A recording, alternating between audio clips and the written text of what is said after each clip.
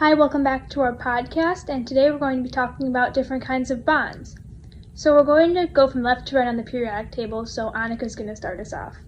Alrighty, so the first type of bond that we're going to be covering would be ionic bonds.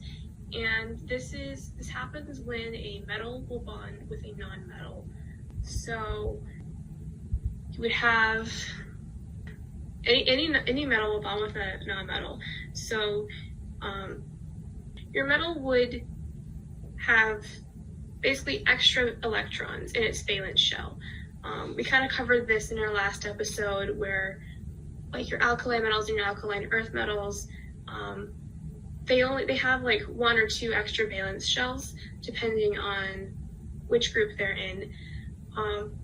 And they're really close to having this full octet. And atoms, to be the most stable, they need to have a full valence shell with 8 electrons in it.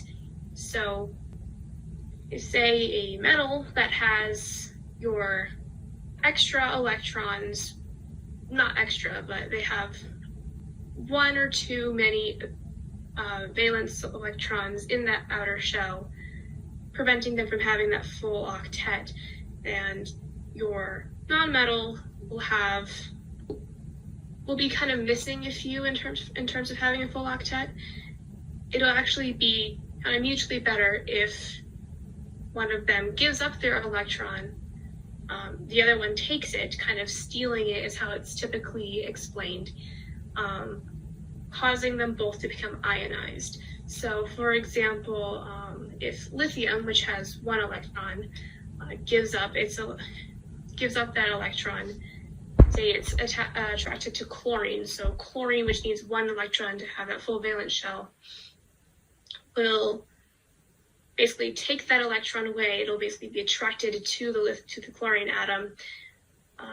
So then lithium now has one less electron, meaning it now has a positive charge because it has one less electron than it has protons. Chlorine has one extra, that's where the electron from lithium went. So it now has a negative charge, and since positive and negative charges attract, they are then mutually attracted and they will bond together. And this will form a very, very, very strong bond. Typically, when any ionic bond will form a substance called, they'll form ceramics, that like your china plates, your, clay pottery, all of that stuff, even glass,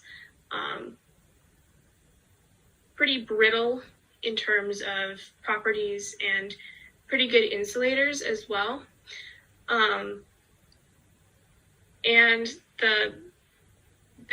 when they bond, they form what's called a crystalline structure. So it's actually not, I learned this year, and this actually kind of made me a little angry because I don't like it. But when ionic substances bond, it's technically not correct to call that a molecule. You should instead call it a crystal structure.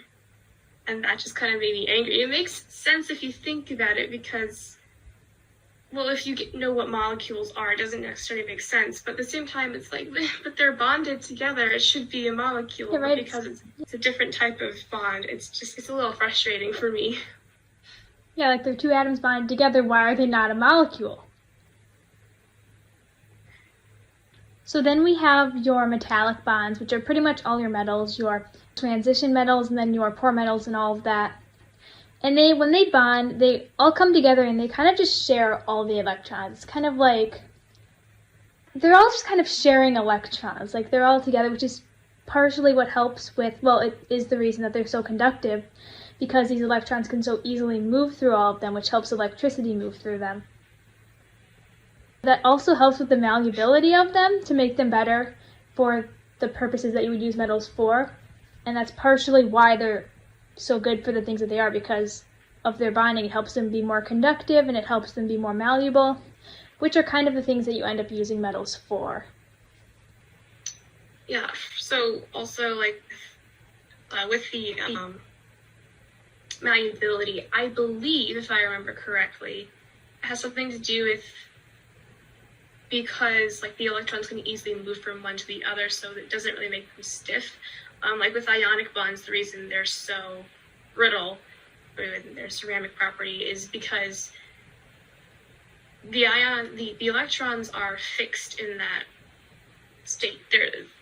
So if you go to break it, they're so strong, and the bonds are so strong, and the electrons aren't going to move, so it just kind of snaps. They're not going to have any leeway in terms of giving back electrons to make it more malleable.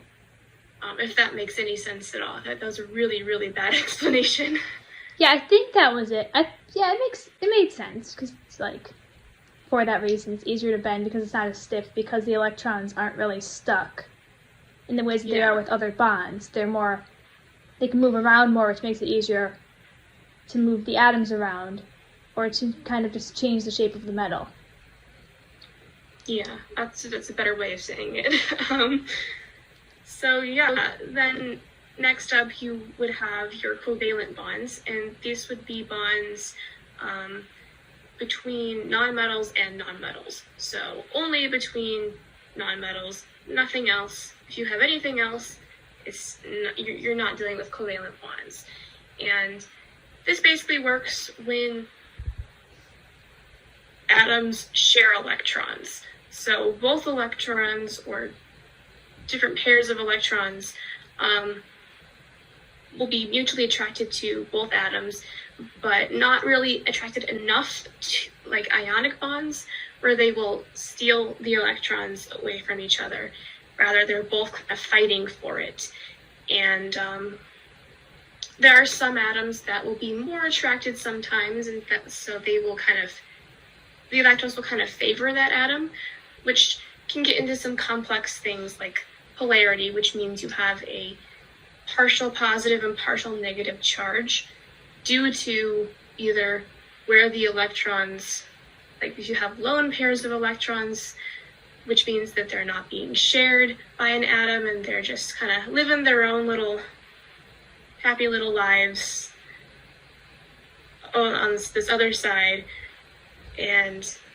or if one atom is more attracted to the electrons, so they're kind of staying by that, causing the other part of the atom to be more exposed. And these covalent bonds will typically, where you'll most commonly see them with polymers. So that would be basically long chains of atoms, typically with carbon. Carbon is special. If you have a periodic table, or if you want to look one up really quickly, if you look at your nonmetal section, as you go down the columns, as we said again last podcast, you will be adding a valence electron each time. And where carbon falls is carbon has 4 valence electrons, which means it's halfway to having that full octet, so it can gain electrons, it can lose electrons.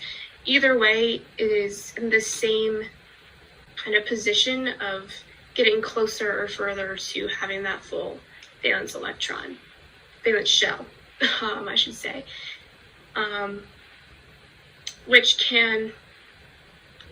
it's typically makes it able to form many bonds. It can bond with itself, or different carbon atoms, I should say, and other atoms, typically hydrogen, and it can create these infinitely long chains, essentially.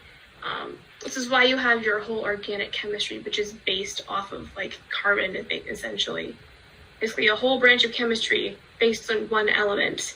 Because it can do so many things, they had to create an own branch of chemistry for it. I think that's all. So Thank you for listening to our podcast, and join us next week. We will talk about some more cool science concepts.